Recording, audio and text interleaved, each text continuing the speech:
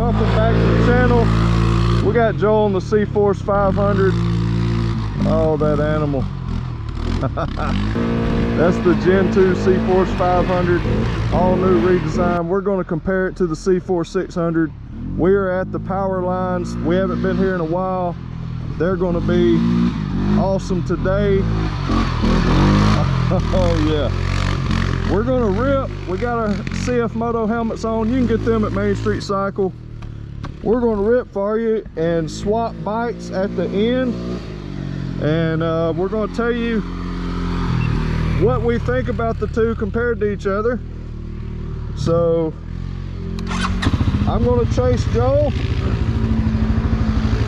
Oh man, and try to keep up. Here we go.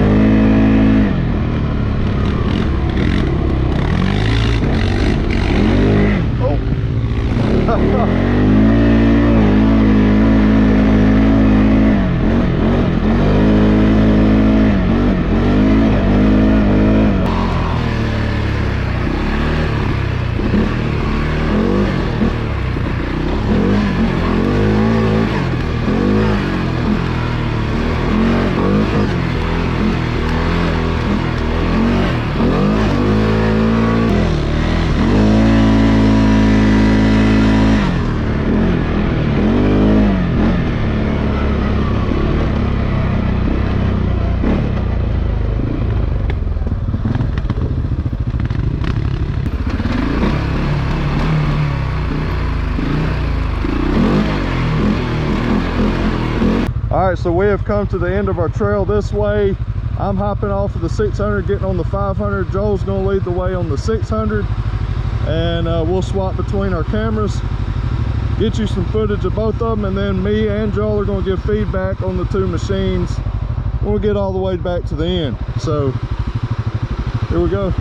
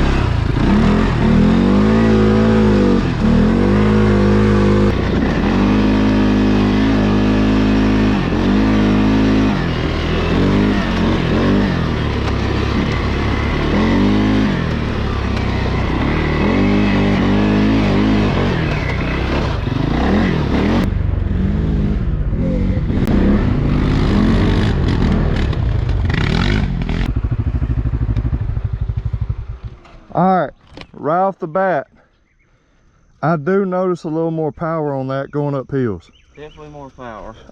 To be honest, I never felt that difference on the old generation 500. I don't know. Me and Joel looked back at the footage from the last time we did a 600 versus 500 video, and it was with the previous model design, and we didn't really push them like we did just then. So the only time I noticed it was only when I was punching it going uphill. Yeah, I felt like that had more pull going up the hills and stuff. When you're putting it under a bind, it had a little more grunt. But everywhere else, I mean, this was never lacking at all. It did great. Whew, I gotta catch my breath. I couldn't see nothing. I got a mouthful of dirt right now. I hope this is okay. I think they ride about the same too, but I like the feel of the handlebars and stuff. Yeah. On the 500. Yeah. Yeah. You will notice that a big difference in the seating position between the two. The handlebars are feel way different than on the 600, and you're sitting down into the machine a little bit on the 600. The 500, you're sitting a little more on top of it. I like the seat better. The seating position is so different. It takes a little bit to get used to. This one's sitting down in. Yeah. Sitting on top. Yeah. The handlebars feel way different. Yeah. But like Joel just pointed out, the handling characteristics are very similar between the two. The only reason you feel like it's different is because of your body position and where your arms are. Can you tell that this one's wider while you're out there? I didn't really notice, but they're just ripping. And listen, just a disclaimer, we do realize that 90% of you aren't going to buy these and rip them like a 450 yard down a trail. I don't know, maybe there's more percentage that will do that, I don't know. But this is simply just we're pushing the machines to their limits and our limits, and past my personal limits, but trying to keep up with this man. But this just shows, the performance of the machines. Man, listen, most of you are going to get these things. You're just going to cruise around on the trails for recreational purposes. You're going to drive them. You try to use them around the house, around the farm, whatever it may be. You're going to try to get a multi-use out of it. But a lot of people in our area are buying them for, I would say, 80% more for recreational purposes than utility purposes. But it is nice to have a four-wheeler around the house, the property, because you can use them to get a lot of stuff done. But anyways, as far as the debate between should you go with a 600 versus a 500, I believe our conclusion is a lot like it was with the previous generation.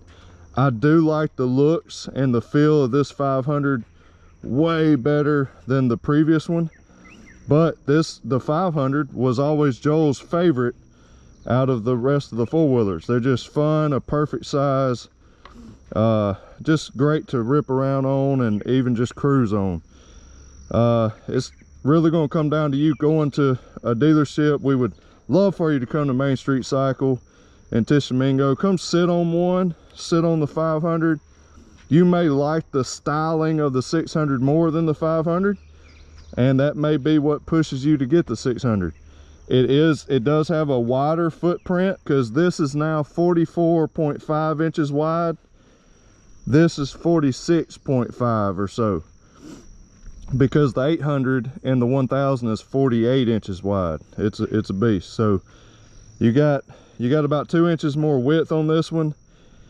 It does feel like a bigger machine, but it's not much bigger than the 500 now with this new style. So you want a little bit bigger four-wheeler, go with the 600. You want a little bit more power, which I did notice when I punched it going up a hill. As a matter of fact, I didn't notice it obviously until I got on the 500 and I punched it going up a hill, and I was like, don't feel that umph that I did on the 600. But it's a very small margin. So 2 awesome 4-wheelers, the 500, the 600.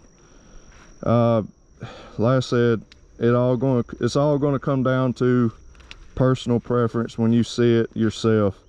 There's not a huge price difference. They both come with power steering, winch, LED lights, reverse lights, CVTech clutches, nice wheels. I do like these tires better. Suspension and ride quality about the same. I do like this seat better. Yeah.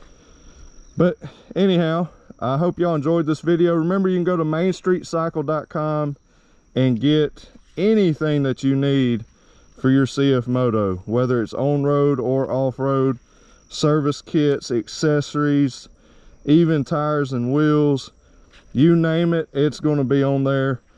And man, I think we're going to go make a creek riding video now, so stay tuned for that video. It's going to be fun. We're about to go rip those now on our creek location and enjoy that and make another video for you. So if you're not a subscriber, please click that subscribe button, but even more importantly, make sure your notifications are turned on, and so that way you're notified every time that I upload a video, and you can watch that and not miss any of the CFMOTO action.